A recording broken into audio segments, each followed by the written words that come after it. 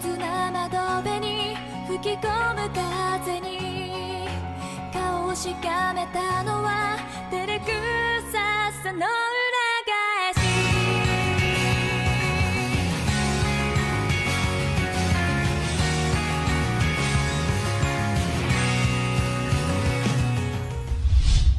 It's well known I'm a fan of Kyoto Animation. The way the studio operates, keeping everything in-house and training animators in their own school, strongly appeals to me, and they've produced several of my favorite series. Hell, I even did a 16-minute analysis on what makes them great. In that video, I discussed how their use of visuals to progress the narrative and develop characters makes for more genuine interaction than relying solely on text, citing a wide range of examples from K-On!, Euphonium, The Disappearance, and more. One show I didn't mention, however, is perhaps the best example of this: Hyouka. While rewatching it for this review, I'd forgotten just how much I loved this series, and yet I feel it sometimes doesn't get the credit it deserves. Still to this day, Hyouka remains one of the only major KyoAni series to go unlicensed. Now, I don't mean to say Hyouka doesn't have a massive following. Obviously it does, otherwise you wouldn't have chosen it for Fan Vote Month. But the fans aren't the ones I'm addressing. KyoAni shows have a reputation for being pretty colors wrapped around nothing, but Hyouka takes it to another level, to the point where I've seen even KyoAni fans complain Hyouka's boring and empty. It's really ironic, considering the same things that make K-On! And the others great also epitomize Hyouka. In my KyoAni video, I described K-On! As about the slight yet profound changes and varied emotions of our daily lives, realistically told through the lens of an optimistic young girl in a light music club. Hyouka is then the same thing, only through the lens of a lazy young guy and a classics club. I can already hear the haters chiming in with, "All KyoAni shows are the same, they just replace the names and faces." So allow me to clarify.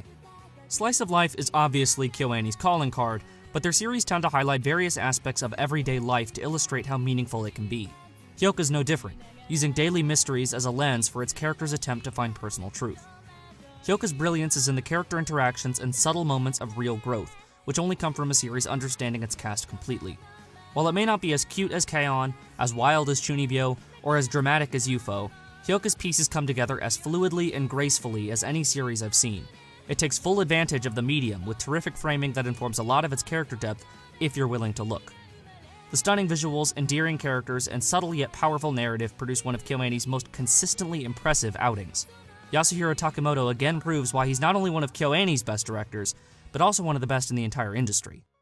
I can still hear some of you shouting, "But where's the plot?" So to better understand what makes it work, let's examine each of these parts and how they fit together. On the surface, Hyouka may seem like it's about nothing, but surprise surprise, that's not true. The series follows Oriki Hotaro, who's decided to pass on the rose-colored high school life by saving as much energy and doing as little as he possibly can. After joining the soon-to-be-cancelled Classics Club at the request of his sister, Oriki's energy-conserving philosophy is put to the test when he meets ever-curious Chitanda Eru. Hyouka focuses on a series of everyday mysteries as Chitanda slowly pulls Oriki out of his withdrawn lifestyle. To those who say Hyouka's mysteries are boring and pointless, that's the point. The mysteries are daily questions we're faced with every day, yet choose to ignore because we don't care. Chitanda's different. She can't handle that lack of understanding. Her curiosity eats away at her regardless of how trivial the situation may be. Oriki, then, is the complete opposite. If he doesn't want to expend the energy to socialize, he certainly has no desire to entertain such meaningless issues. At the start, he merely looks on through a window at the world around him, refusing to take part. He's bathed in shadow compared to his cheery, active classmates. The series constantly contrasts his dull mission with the rest of the school, whether it's with the detailed animation of background characters or smart framing. When Oriki first meets Chitanda, the show takes great care in emphasizing just how important this intro is, as we see it through his perspective in slow motion, light shining down on her as he approaches. Chitanda's upbeat personality and repeated invasion of personal space perfectly oppose Oriki's desire to lazily shy away into the corner. As much as he wants to leave, Chitanda won't let him. There's something about her which has him completely entranced. By the end of episode 1, it's clear Oriki isn't truly committed to his lifestyle. It's more of an excuse than a goal, using it as a front to hide his insecurity. No, his real desire is to find a sense of purpose, the identity he can be most comfortable with. Where Chitanda's brazen attitude represents nothing but discomfort at first, he later begins to reciprocate that intimacy. At first, Oriki entertains Chitanda's curiosity out of obligation. She won't let him go until he solves the mystery. He feels remorse after fooling Chitanda into a wild goose chase, just so they wouldn't have to waste energy solving a real mystery. From then on, Oriki feels compelled to help Chitanda satisfy her curiosity, growing less reluctant with each new case. when Mayaka confronts him directly about this, he doesn't have a clear answer. The mysteries aren't supposed to amount to much outside of a front to progress its characters. In fact, the show's true mystery lies in its character interaction. Chitanda fascinates Oriki as the polar opposite of himself, in the same way he interests her. Hell, the second opening makes the point of the series abundantly clear, as Oriki's nothing but a reflection in the window. His friends are the only one who notice him, as Chitanda literally pulls him out of that isolation and into the real world. Whether the questions interest you or not, Hyoka handles the mystery exceedingly well, giving you just enough clues to figure it out yourself without making it obvious. In case the constant references weren't enough, the style of its mystery strongly resembles classic detective novels, only with much simpler subjects far more believable for the high school setting. Nevertheless, I was surprised with just how smart the scenarios could be at times. Because a true murder case wouldn't fit the show's tone, they instead worked it in by showing the Classics Club an unfinished murder mystery film and asking them to figure out the culprit after the scriptwriter fell ill. Its setups aren't blood-pumping for sure, but they never feel contrived. The soundtrack captures that style perfectly by using scores of remixed classical music from Bach's Cello Suite 1 to Gabriel Fauré's Sicilienne. Everything about this OST screams mystery slice of life, perfectly filling in the emotion of the moment. The show's mystery is at its greatest during the cultural festival arc, squeezing tons of small details into the fun first couple episodes, all of which come into play once the mystery takes center stage in the latter half of the arc. It really nails the all-around happy, energetic feeling of a cultural festival, even getting Oriki swept up in the action. Chitanda's curiosity becomes less of a driving force into the mysteries as the series progresses, instead growing into a mutual push. Eventually, Oriki takes on his own curiosity without a word from Chitanda. Two to be exact.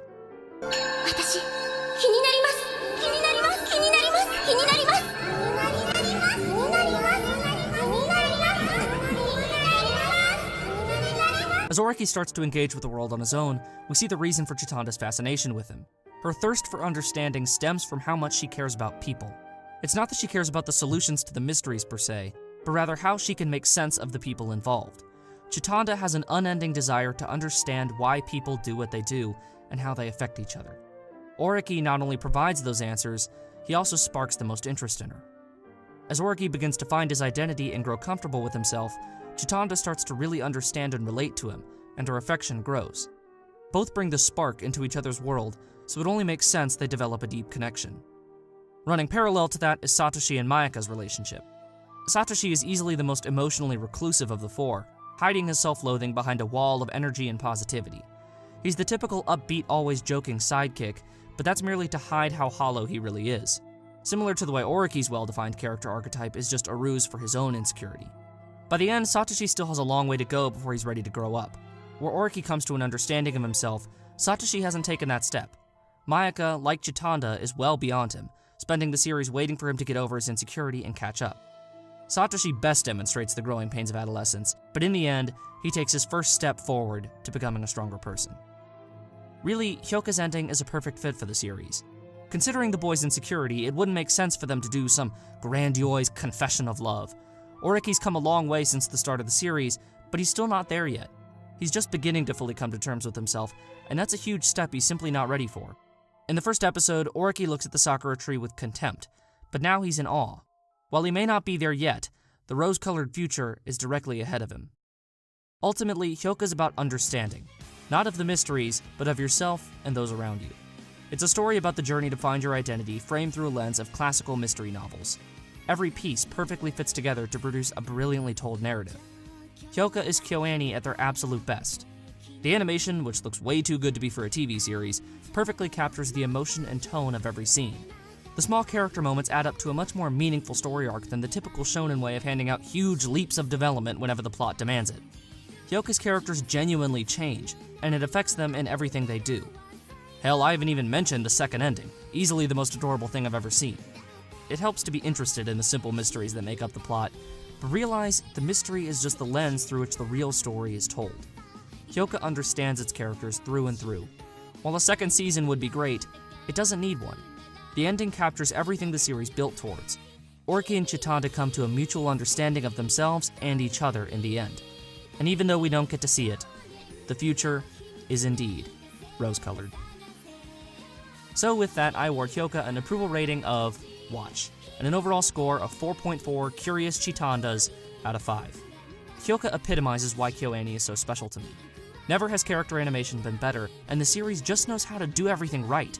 It isn't particularly thrilling and certainly not high stakes, but it's captivating nonetheless. All the pieces come together like a well-oiled machine, from the stunning visuals and framework to the unrivaled character development. I cannot recommend it enough, especially if you're a fan of KyoAni's other series. Speaking of which, if you're looking for something similar to Hyoka, I point you towards two non-KyoAni shows, since those recommendations should already be obvious. The first is The Tatami Galaxy, another series by a famed director about achieving the rose-colored campus life, only where Hyoka's protagonist starts lazy and grows more active, Tatami Galaxy takes the opposite approach. It's one of my favorite anime of all time and is absolutely worth the watch. Second, check out Kokoro Connect for another story about growing up and being comfortable in your own skin. Literally. The plot is certainly wilder than Hyoka's, but it feels very much like a KyoAni series. And that'll do it for me. Since I'm sure you're wondering, I decided to drop the segmented style for this review. Let me know what you thought of the change and if you want to see me keep it this way moving forward. If you're feeling particularly generous and want to help me make better content, please consider checking out my Patreon page. Any help goes a long way. Please subscribe if you enjoyed the video, and feel free to follow me on Twitter at UTS Reviews. As always, thanks for watching. See you next time.